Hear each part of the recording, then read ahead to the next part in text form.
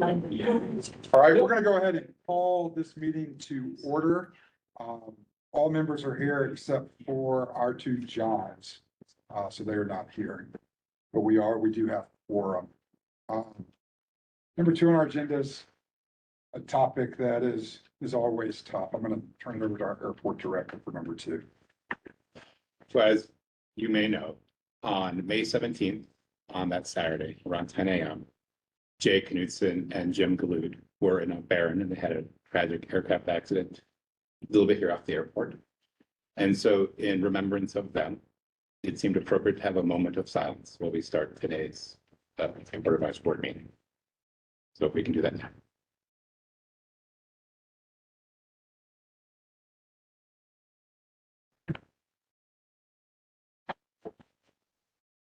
Our thoughts and prayers with their friends and family. Number three on the list is our approval of minutes. I'll open that up for a motion. So moved. Second. All right, we have a motion second. Any comments? All in favor? Any opposed? Motion carries. All right, we've got public comment up next. We've got one that has signed up in-house here.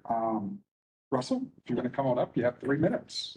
Okay, hi, my name is Russell Hyman. I live over in Skystone, and recently it was brought to my attention that the airport has decided to not release the names of the participants in the Part 157 and actually refer to go ahead and file an Open Colorado Records Act request, which has been done for those participants. I signed up to be on that. I anticipated that as part of that, but certainly, you know, it would be public. And also, it's my understanding that the Part 150 study meetings will probably need to be covered under the Open Meetings Act in Colorado, which would mean that it's open to the public. So why would you want to try to hide the name of the participants? So I guess my recommendation to this advisory board is to tell the airport that that's really not right for them to do that. And those meetings need to be open. Those participants should be out there so the public knows that you're not trying to hide things by who you put on that committee. Thank you. Thank you, Russell. Do we have anyone online that signed up? No. All right, our public comments are now closed.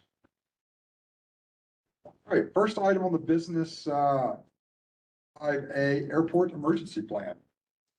Certainly. And in relation to the incident that happened earlier, I thought it felt appropriate to kind of go through the airport's emergency plan. Talk about what it entails, what it includes, and how we work together with our jurisdictions here at the airport to ensure the safety of our aircraft and our pilots and our community and rescue providers. So the airport emergency plan provides guidance on the direction on how an airport will respond to an assortment of different situations on and off airport property. It covers topics like aircraft accidents, incidents, structural fires, fuel farms, storage facilities, power failures, natural disasters, and other situations that are common at an airport. The regulatory framework for the airport emergency plan focuses on two different things, really, and it comes down to the airport certification manual and the airport emergency plan itself. Section 315 talks about the ARF index, which has to do with the size of aircraft operating in and out of the airport and the kind of fire equipment the airport needs to accommodate that kind of aircraft. Section 317 ARF equipment delves into that in more detail about the types of equipment, how much foam, how many gallons of aircraft, or how many gallons of water each truck has to have. 319 ARF operations deals with how you respond to different types of aircraft incidences. And section 325 is the section of the ACM that requires the airport emergency plan. And obviously the airport emergency plan itself applies to itself and is the regulatory framework for how the airport works with local jurisdictions. When we talk about the risk profile and the hazards an airport has, the airport really is like a city with a cross section of different risks, hazards, and possible responses based on known conditions. That airport can be implementing through phased introduction of a safety management system to aid in the evaluation and reporting of different hazardous conditions.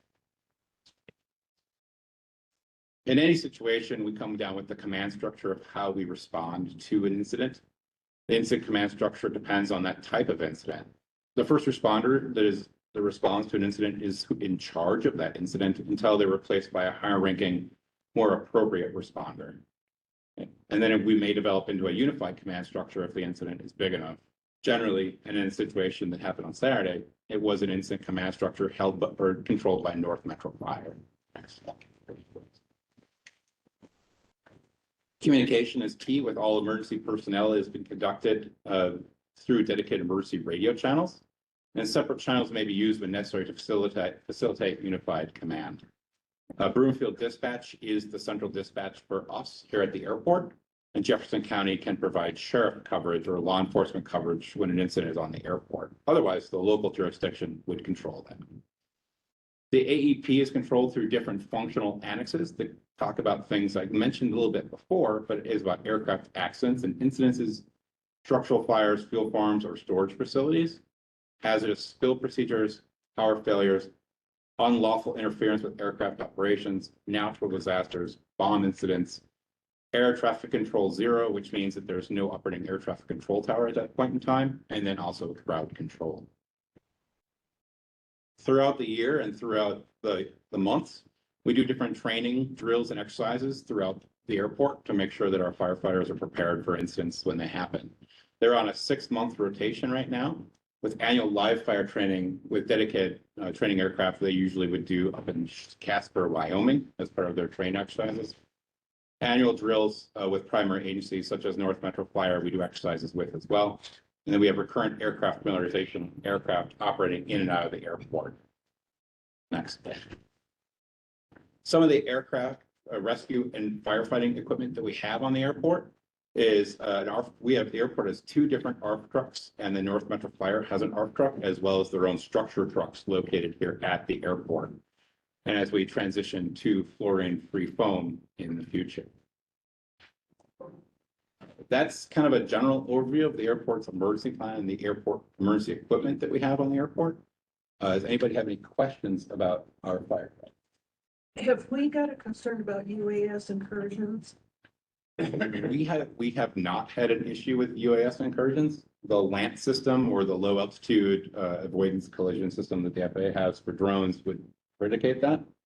DJI drones are actually geofenced to a certain extent to prohibit entrance for drones.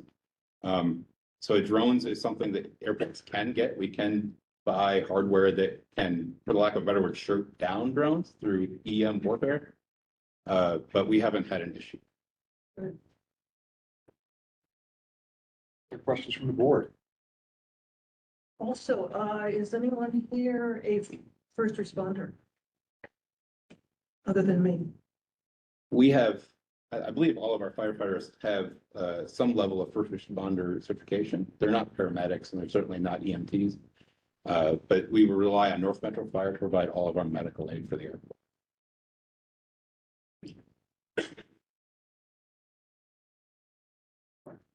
Thank you, Eric. Airport events. Okay, so I will take the next few slides, but I first wanted to introduce our new community engagement coordinator. This is Emily. I will let her introduce herself. Hello, my name is Emily Scheidler. I'm from Colorado Springs, Colorado. I just started about a month ago. I used to work for the city of Colorado Springs at Pacific America's Mountain as an administrative assistant, which in turn really prepared me for this job. And I'm really excited to be here. Welcome, welcome. Thank you. So I will talk through some different events and then how our event permit works. And that's all things that Emily, as she gets onboarded, will help our team with. So we can jump to that next slide. So first I wanted to just kind of recap. We had told you about our open town hall. We had that in May. We had 18 visitors over the 2 hours. Remember, we did one in the morning from 10 to 11 and one in the afternoon from 5 to 6. Feedback that we heard was that people liked the flow of the event, being able to walk around and talk to different airport employees instead of just sitting and being talked at. So that was helpful to hear. Denver 7 came and did an interview with Eric, our airport director. And then the next one will be in August. We don't have a date set for that yet, but that will be, the date and time will be announced at an upcoming AAB meeting and then all through our normal communication channels. So social media, newsletters, on our websites, event calendar. But I just wanted to update you there. And then we have quite a few upcoming events. So this Saturday is the JAA fly-in. June 16th through the 20th, B-17 and B-25 planes will be here at the airport. Next week, we have the runway safety action team meeting. It's virtual. June 21st is the commemorative Air Force concert. July 10th is our Part 150 open house. And we'll talk a little bit more about that during our airport updates. And then July 11th is a barbecue for tenants. So all of this is being shared in our newsletter, on social media, and then on our airport website event calendar, but I just wanted to post that here as well. And then to talk a little bit about holding events at the airport. So for those wanting to hold an event, so email me for a special event permit application, and we're requiring these prior to any special event within airport property. An airport special event is defined as a private, public, or nonprofit activity requiring the use of airport property, which surpasses that which is common or usual for the airport, and would require special arrangements, considerations, or planning by county employees, us here at the airport. Next slide. That form requires quite a few different things, and I'll kind of talk through it quickly, but it's basically overall just to make sure that any event that is here at the airport is safe for those coming right to the event and also those that are using the airport. So we require an event site plan, a security crowd control plan, a fire department permit if applicable, a cleanup plan, a parking plan for both aircrafts and vehicles, and then written verification from airport tenant confirming allowed use on their leasehold, and then litter control measures. So we want to make sure that all events are really thought through start to finish. That's the whole point of this form. It ensures that we're thinking about safety and that that your event runs smoothly. If you go to the next slide, Ben. It needs to be filled out and approved at least 30 days before the event. That really ensures that we can think through all of those steps logistically and make sure that we're being intentional. Airport staff is more than willing to meet with you to discuss your ideas for the event, help think through logistics and how we can partner to make it successful. This is a new form, so it might be new if someone's held an event with us in the past and now is wanting to do something similar or the same event just this year. That event form is now part of the process, and it really is just safety measures and to make sure it's a successful event on all fronts. One item of clarity, because it says filled out and approved at least 30 days. How long from the time that you fill it out does the process normally take to get to approval? Is that normally a day or? Yeah, so it just kind of, if you fill out the whole form and give me everything I'm asking for, it could be just, I read through it and our team looks at it and goes, great, we're all set. But if there's an area that we have some questions on, whether that's like, well, how are you gonna make sure people stay off of the movement area, or where are you gonna have people park and you haven't really thought through that, then we can just have a conversation. But as I said, more than willing to like have a meeting and kind of talk through that before that form gets filled out, so then it's a little simpler. I've got a group scheduled to come here for CAP, July 10th. From DU. Do I need to fill out the form? So where are you holding that at? That's CAP squadron. Why don't you send me We'll an talk. email, Yeah. just so, because if it's like inside, then I don't, it's more of just if it impacts like operations. Yeah, and no. And it wouldn't, so maybe not, but let's just chat about it. Okay. Other questions from the board? Thank you. Nice to meet you. We're glad to have you on board. All right, airport updates. So kind of through some of the usual project updates here, taxiway Kilo and Delta, we're making progress on. The only utility that we're waiting on at present is Excel. We actually had a pre-construction meeting with them last week. And are hoping to get a schedule from them on when they can actually start relocating utilities shortly. Hopefully shortly. We've awarded a contract to construct the fence that's going to contain the southwest development area. We will kick off that project when we have a better idea of the Kilo and Delta. We're still working through some permitting issues there that are moving along well. And then ultimately, we're going to work and think through what it looks like to close Calendar Drive and hopefully give people a heads up, because we know some people driving still use that as an alternative to Sim Street. So we'll put up advanced, closure signs to make sure people can plan a different route. But at present moment, based on our conversations with American West, who's a contractor for the taxiway, we're looking to kick off this project maybe in July. partly still depends on what we hear from Excel and kind of backing into when they will be moving their utilities, because we have some work we can do ahead of time, but until we know for sure when they can start, it kind of holds up the start of the actual taxiway project as well. Any questions on that one? Unleaded fuel, the bids for this project closed June 3rd, and we have awarded the project to CGRS, who has done some other kind of pipeline or water line or fuel line work here on the airport. So we're working to get that contract signed here shortly. And then, as I mentioned last month, we really think the long lead item here is actually ordering or procuring the tank. So once we have them under contract, we'll issue a notice to proceed to have them basically order that tank. And we'll expect that process to take a few months, and then we'll prep the site in the interim. And then it'll just be kind of waiting for that tank to come and get popped down and become operational. We had a conversation with the FAA on our request for proposals for our fueling partner. So after a few minor edits, we expect to go out for solicitation on that here shortly. And that will allow us to identify which FBO can help us actually deliver unleaded fuel to customers here at the airport. Any questions there? Part 150 airport noise compatibility study, we'll probably tag team this one. As you all know by now, it includes potentially 2 phases. The first is that development of noise exposure maps. Our consultant RSNH is working through that. They have the data they need.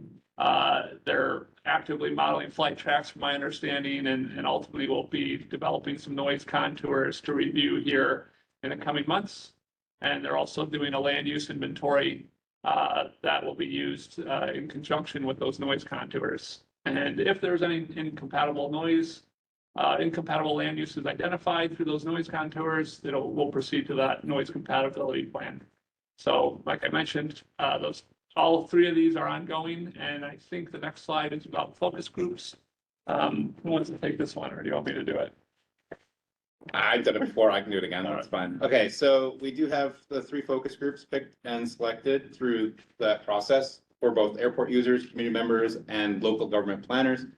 At this point in time, all 3 different groups have met and had an introduction to the Part 150 study and how that process works. And they'll be back for their next second meeting when we're ready, when the consultant is ready to provide them details and seek their input. I think that's generally that part. Ben, you have the rest of that? Yep, I have the open house. I have a question on the Part 150. Yeah, sure. In reference to Mr. Heinen's comments, did you confer with Douglas County attorneys in making those decisions that he's complained about? So we have a representation from Jefferson County here to answer that question if they would like to choose to do so. But our conversations with the focus groups has been roughly to try to provide them some anonymity so they can provide open input conversation to those focus groups. Whether or not those groups are public, it doesn't really matter. Quoras have been submitted to get those membership roles, and so the members will get released. Our goal was to try to provide them that interview so they can provide the input and provide suggestions in an environment that they felt was safe and opening and welcoming. But as to it having to be an open meeting where the public is involved, Anthony, I will leave that to you. My understanding is that they do not. In fact, the AAB doesn't have to have public involvement. What is the? All procedures are being followed and consistent with both open meetings laws and Cora. Okay, thank you. You said Douglas County, you meant Jefferson County, right? Yeah, whatever. Okay, I want to make sure I wasn't missing something on that. So you said conferred with Douglas County. What did I miss here? All right, I just. No, I figured he meant Jefferson County. Yeah, I would presume that I believe the response core has been done, and so membership roles should be out this evening. Transitioning to the Part 150 open house. So we will have our first open house July 10th, 6 to 7:30 p.m. It is at the Omni Interlaken Hotel in the Centennial Ballroom, so not here. It is at the Omni Interlaken Hotel. And it's an opportunity and the first opportunity for airport stakeholders and the public to learn about the basics of this study, to ask questions, to share feedback. Everyone and anyone is welcome and invited. The format will be very similar to how we held our town hall here. There will be boards and a chance to have good dialogue. So again, July 10th, 6 to 7:30, an email blast should have gone out if you subscribed to like our MMA newsletter, should have gone out today. If not yet this evening, and then we'll share it on all of the ways that we share all of our information. But July 10th, 6 to 7:30 p.m. Omni Interlochen Hotel. I guess we should add the project website to be going live here the next day or two, maybe. So there will be a Part 150 project website going live too.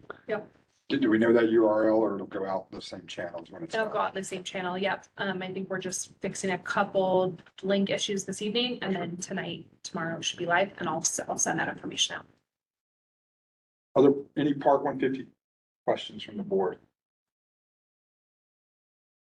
Okay.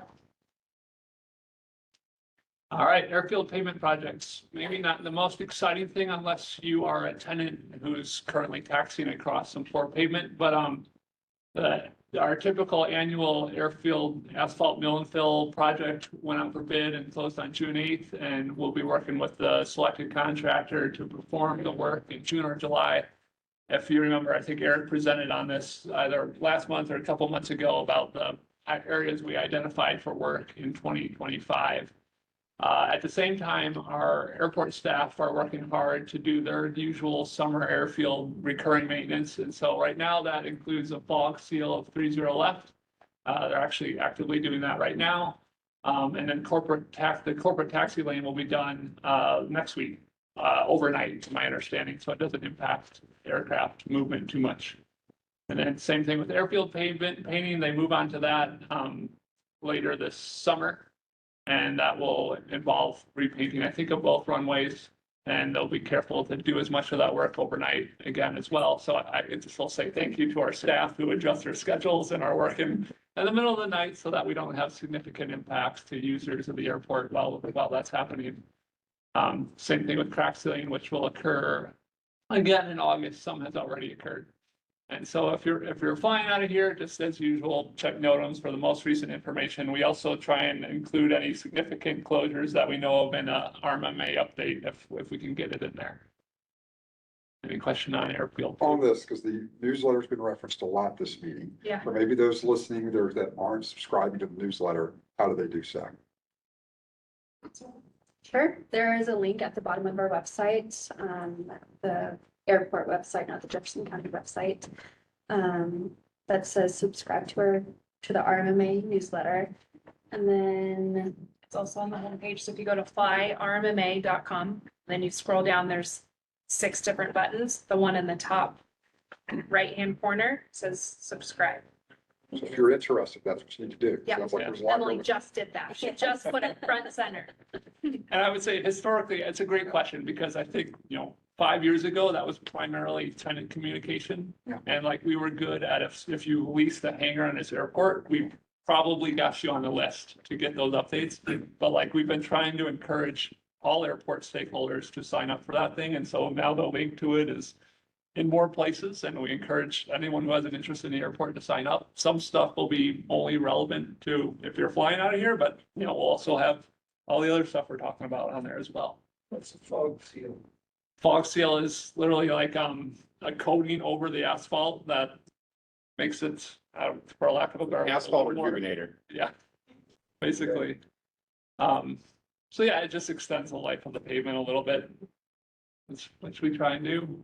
So are they on target for Friday being done as far as you know? I think so. Any other questions from the board? Okay. Airport Advisory Board appointments. This one always sneaks up on me. But appointments for this year's cycle, and this board is synced with all Jefferson County boards and commissions.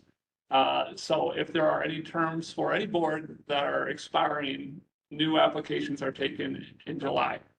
And this board, from my count, has 6 of 8 seats that are expiring.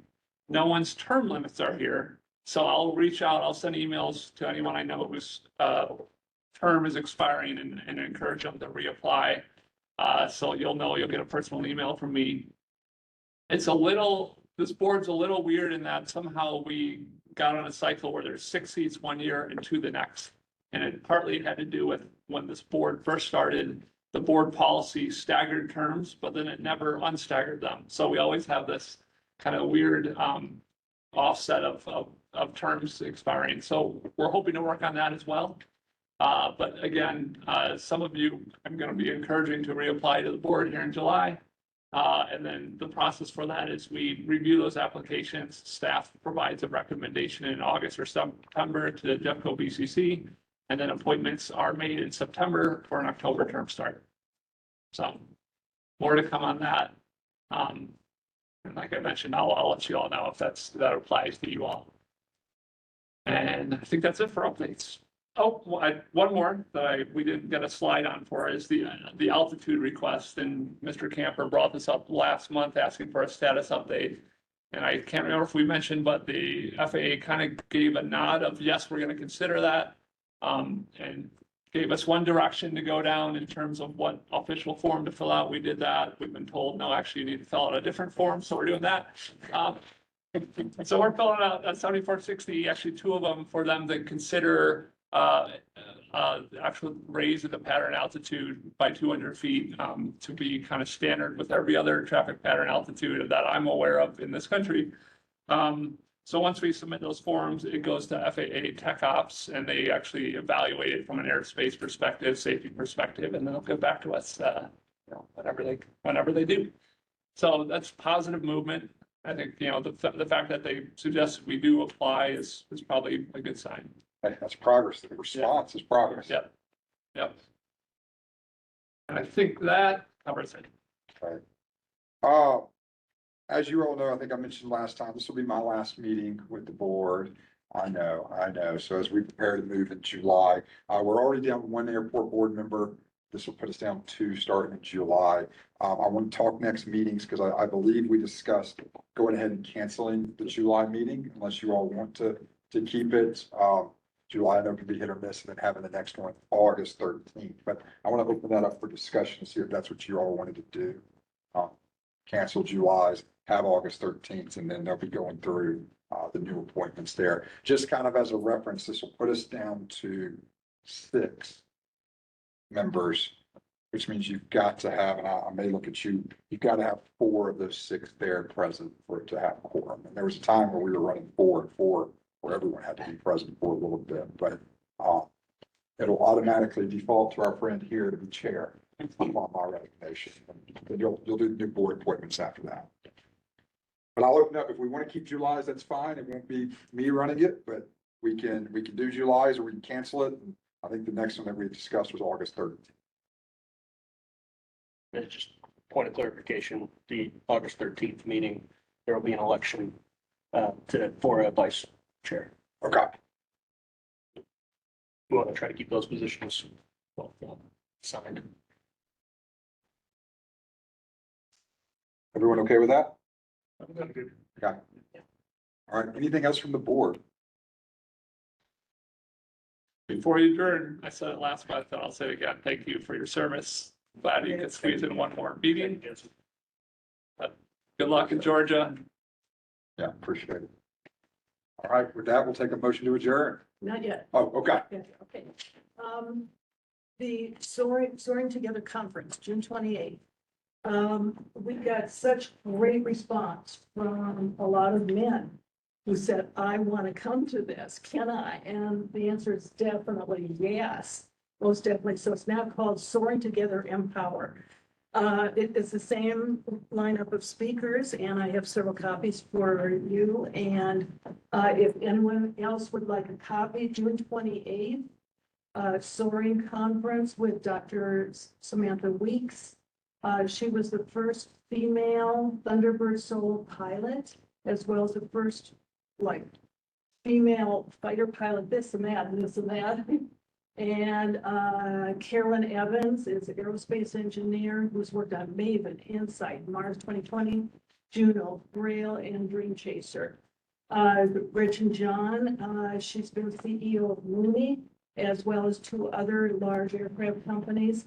And Maya D'Agostino is 14 years old, but she's a future astronaut, et cetera, et cetera, et cetera. So it's a great lineup. If anyone wants a copy of the flyer, I have it here. Anything else from the board? Now I'll entertain a motion to adjourn. I move to adjourn. Second. All in favor? Yeah, we appreciate you coming out today.